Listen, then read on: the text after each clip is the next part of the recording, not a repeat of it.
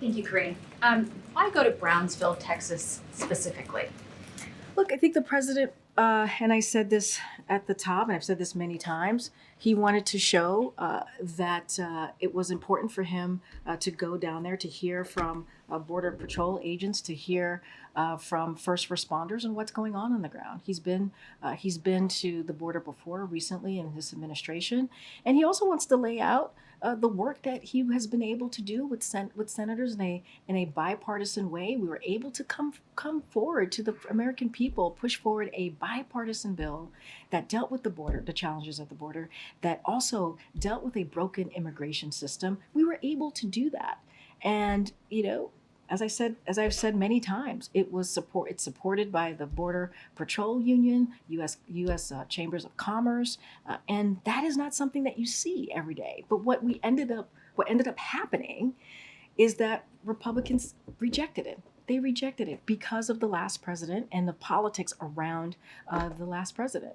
And so, look, the president's going to. We actually even said that once that bill was killed by Republicans, that American people are going to hear directly from from the president. Well, the reason I ask is because Brownsville is one of the slower sectors.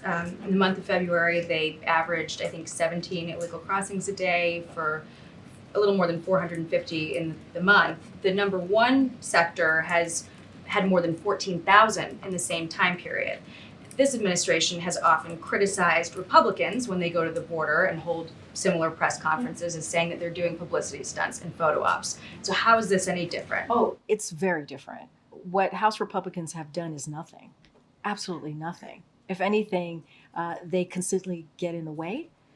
They consistently get in the way of what the president is trying to do to get more resources. They are turning this into a political stunt by listening to Donald Trump and saying that they need to kill it. This is what they've been doing, and making it political, where the president got his team, directed his team to work with senators, both Republicans and Democrats, to get a bill done. The president's not going to actually see the parts of the border where it's actually really bad. I think you're missing the point. The point is the president actually did the work to get a bipartisan bill done that deals with an issue that the majority of Americans care about. He did. It dealt with border security challenges. It dealt with immigration policy. He actually did that. Republicans got in the way. They rejected it. Well, Republicans in the House got in the way, and then it was rejected because of what they were told by the last president, by Donald Trump, to kill it. They literally, Jackie, put politics ahead of the American people. That's what they did. What do you say to people, though, who think that this is just an election year stunt? Finally hearing about the border after it's been a problem for the last 3 years. Here's the thing. Here's what I would say.